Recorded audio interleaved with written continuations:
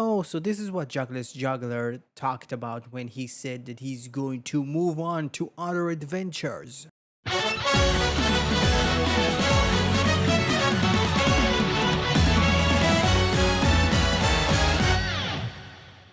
Okay, I might be biased towards this episode, but I loved every bit of it. Mainly because it felt like a Taguchi directed episode that Inoue wrote. Well, yes, kind of yes. Taguchi did direct this episode, but it's not Toshiki Inoue that wrote it. How much it does weirdly feel like it. It's his daughter, Akito, which I recently discovered also written both of the Zukyun episode. So it's like, oh, she is the daughter of her father, which I love. The episode itself didn't really have a main character that the entire episode was kind of surrounded upon. How much it kind of felt like it's going to be a Renge focused episode, which is kind of funny. I think it's the first time I actually said her name in one of those videos, because out of like the cast of Gotchard,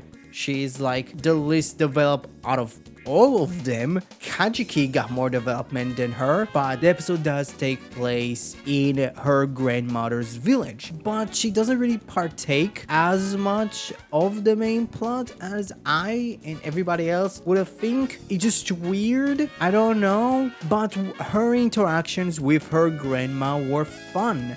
The old lady still acts like Renge is a child. The moment where Renge actually arrived to the village and the grandma pretty much said, oh yeah, let me take you on a picky ride. He's like, no, I don't need that. I don't need to go on your back to walk. I'm a grown woman. I don't believe you can take that. And literally the next scene is Renge being on her grandmother's back. I don't know. It's a funny thing. I wish that the episode maybe would have focused on her, because if you really think about it, the village and the quote-unquote guest character take way more of the spotlight, which, as a Taguchi production, needs to maybe bring some of his old friends, and that is Juggler's Juggler, or in this episode and in the world of Gotchard, or at least what he tells people in the world of Gotchard, Starshine Hoshino. I just loved every second that he was on my screen. I kind of hope that maybe the actor would have slightly more free time, because fuck, he and Kajiki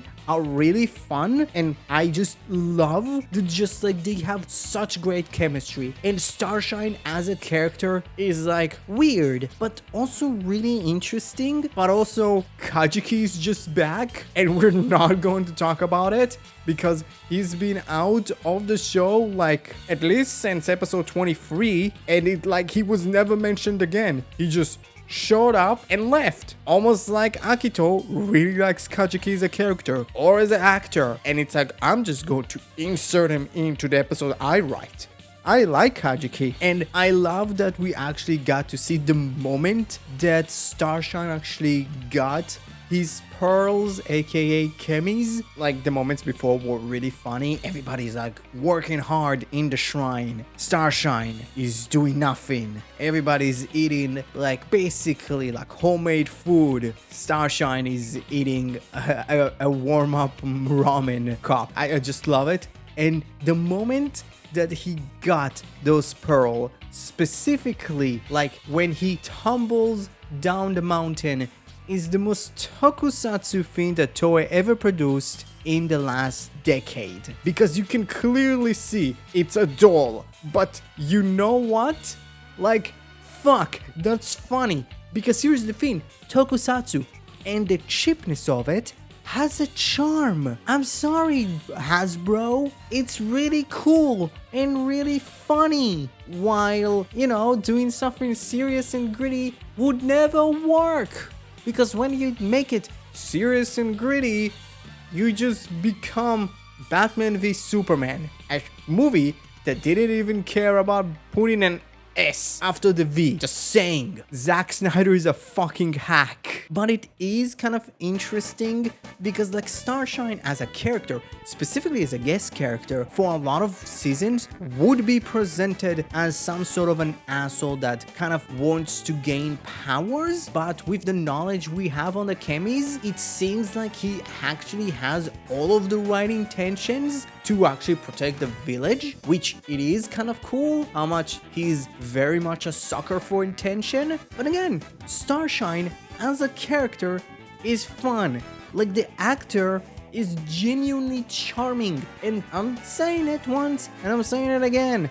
I think the problem with a lot of the weaker episodes of Gotchard is mainly were written by Uchida, and it's kind of weird that it's been a while since Uchida actually wrote an episode. Just saying, maybe Toei kind of understood that, maybe letting Uchida write an episode isn't the right idea. Maybe we'll just go to take the most two creative writers with Hasagawa and Akito, and it's like, let them do what they want. Kind of let those two kind of like run amok, because why not? And I love that the actual village have some lore about it, specifically like them worshipping a fox, which is funny because they could have totally connected it to the Gits universe. It's just like Tsurumi's there, or make the grandma like an old Tsurumi and have Renge actually be connected to Ace. They could have done that. It could be actually funny, but I don't believe they actually can do that. It's probably like a contract thing, but I do like that the village actually has some backstory. I like that kind of our two main amalgams are hired guns for a bunch of corporations that want to pretty much destroy the village to build a bunch of facilities. Like, that was cool. And again, not having Starshine being connected to the main villains of the episode was, again, a breath of fresh air. It's something that Rider would have done. Even Sentai would have done. But I think one of the coolest thing about it is very much the way both of our Kemis kind of interacted with the story, and they're not really were like Kemis outright. They were very much like yokais. They were literally spirits. Like, I like it. I think it's something very unique, which I kind of wish that every Kemi was kind of different and they're not just all of them are Pokemons and that's it. Like, I wish all of them were Pokemons, but each and every Pokemon was slightly different. And also, I love that Taguchi now immortalized himself because he actually voiced the weird, like, umbrella Kemi. I don't know. I felt it was kind of cool. While I think for the most, at least right now, least interesting part of the show, the Academy, specifically their higher-ups, actually acknowledge Garyon was a bad guy.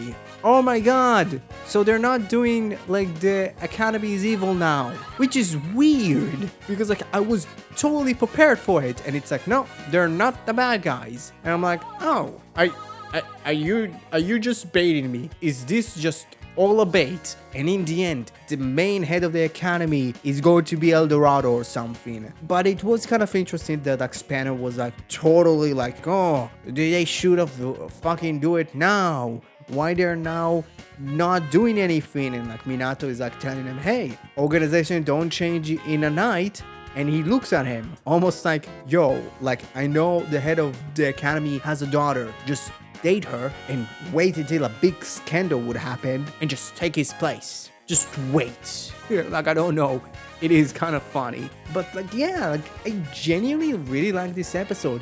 It was lighthearted, but still had an interesting story that I actually connected to and had really fun characters that, in my opinion, show a lot better of the range of just the rainbow that Gotchard can be. And also Juggler's Juggler was there, so that was fun. So this episode gets an A. I'm sorry, like, I've been really, stroking Gotchard's dick, but I enjoy it. Fuck you. But I have one big nitpick. When Renge actually called Hotoro and Reine to come out and help her, how the fuck they got there that fast? Did they just walk that way? Because we know that Gotchard is set in Tokyo. How the fuck they got there? Did he just walk? Because you can clearly see that Hotoro doesn't have like his gloves or helmet on, so he didn't use Gold Dash. How the fuck they got there? So yeah, if you have any ideas of how the fuck they got there, comment below, let me know. If you enjoyed the video, like the video, subscribe to my channel if you already didn't. Have a great rest of your day. Goodbye!